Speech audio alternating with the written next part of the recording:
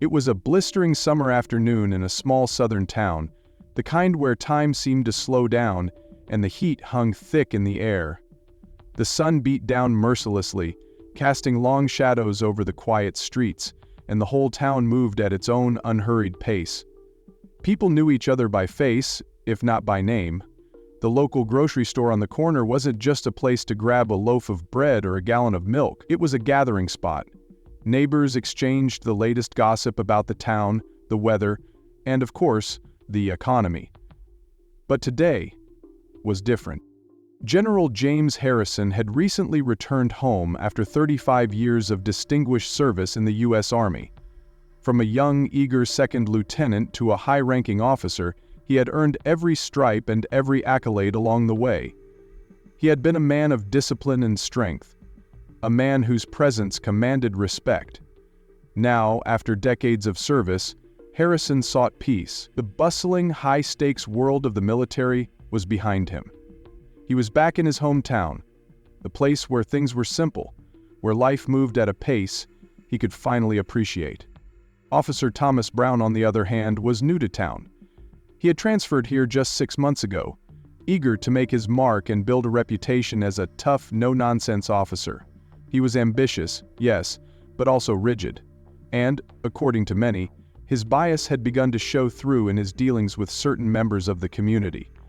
Brown wasn't a man prone to second-guessing himself. He was quick to judge and even quicker to act. And today, when he saw General Harrison step out of his car, something in him stirred. It was hard to pinpoint exactly what it was. Maybe it was Harrison's confident stride, the way he carried himself. Maybe it was the black car, the jeans, the casual look. Whatever it was, Brown felt a knot of suspicion form in his gut. He decided to make a move. Without any real reason, without any real evidence that something was amiss, Brown approached Harrison. His voice was harsh as he called out, "Hey, you! Stop!" Several people looked over to see what Harrison, momentarily confused, turned around. His calm, composed demeanor was in stark contrast to the officer's sharp tone. "Hey, you in the black shirt," Brown barked. "What are you doing here?" It was clear Harrison was taken aback by the officer's tone. He was used to respect, to professionalism. He was a general, after all, but there was nothing respectful about Officer Brown's approach. "Is there a problem, officer?" Harrison asked, keeping his voice steady and calm, though his mind was beginning to process the situation. Something wasn't right. Brown stepped closer, his posture growing more aggressive. "Yeah, there's a problem," he sneered. "This area isn't for people like you. Let me see your ID." The words hit Harrison like a slap in the face. People like you, he thought? His instincts told him that this was no ordinary encounter, but he stayed calm, even as tension began to stir within him. "I'm here to pick up groceries," Harrison replied, his voice unwavering, "just like everyone else." But Officer Brown wasn't hearing it. His suspicion had already hardened into certainty. He wasn't about to back down. "I said show me your ID," Brown demanded, his voice rising, "or I'll arrest you for non-compliance." The tension was palpable now, the air thick with the potential for escalation. Harrison knew this could go one of two ways.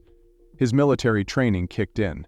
He had seen these kinds of situations before, had defused them before. But this felt different.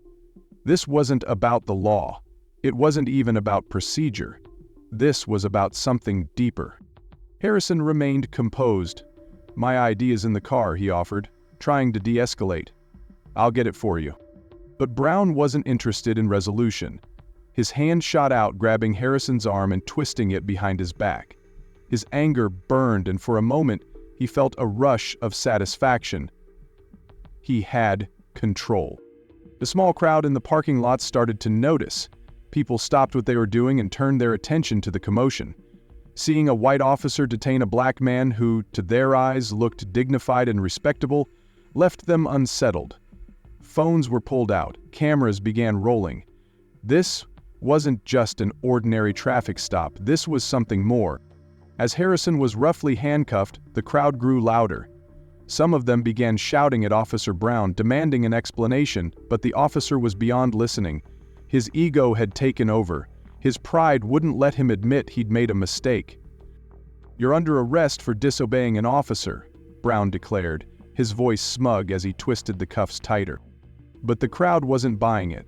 They saw the injustice unfolding before them, and they weren't going to let it slide. "Let him go," an elderly woman yelled. "That's General Harrison. He served our country." But Officer Brown didn't listen. In his mind, he was in control, and nothing would make him back down. Moments later, another patrol car pulled up. Sergeant Martin, a veteran officer in the town, stepped out. He had been with the department for years and knew everyone in town. When he saw the crowd and the officer in the center of it all, he immediately knew something was wrong. "What's going on here?" Martin called out, pushing through the onlookers to get to the front. Brown tried to brush it off. "Everything's fine, Sergeant, just checking this guy out." But Martin wasn't having it. The moment he saw the man in handcuffs, he knew exactly who he was.